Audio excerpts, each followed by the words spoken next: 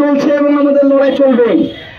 ভারতের এই পররাষ্ট্র নীতি, পররাষ্ট্র নীতি আমরা চাই না এবং বন্ধুত্বপূর্ণ একটি সম্পর্ক আমরা রাখতে চাই।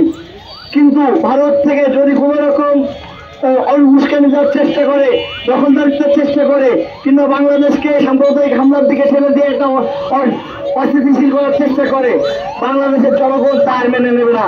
এবং আমি বাংলাদেশের এই এতদিন যা হয়েছে এখনো পর্যন্ত, এখন থেকে এই মুহূর্ত থেকে বাংলাদেশ ভারতের কোন রকম গোলামি আর করবে না এবং কোন গোলামীর সরকার আমরা এই জনগণ আর এই বাংলাদেশের মাটিতে আর বসাবো না।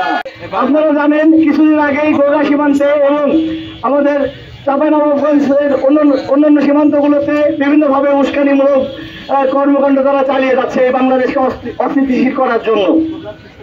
এজন্য কিছুদিন আগেই আমরা বেনাপোলে সার্বভৌমত্বের পদযাত্রা নামে একটা পদযাত্রা গ্রহণ করেছিলাম এই যশোর জেলা থেকে। আপনারা দেখছেন আমরা সবসময় শান্তির পক্ষে, বন্ধুত্বের পক্ষে, আমরা ভারতীয় যে মুক্তিকামী জনগণ তাদের পক্ষে।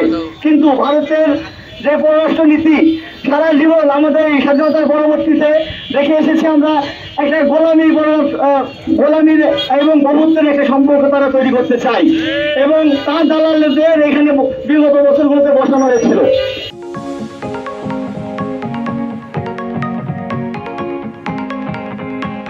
সবাই আজ জেগে উঠেছে, আমাদের কোনোভাবে আর দমাতে আপনারা পারবেন না। বাংলাদেশ আর কোন দেশের কাছে নতজানু হবে না। এই পররাষ্ট্র নীতি আমাদের এখন স্ট্রং হয়েছে।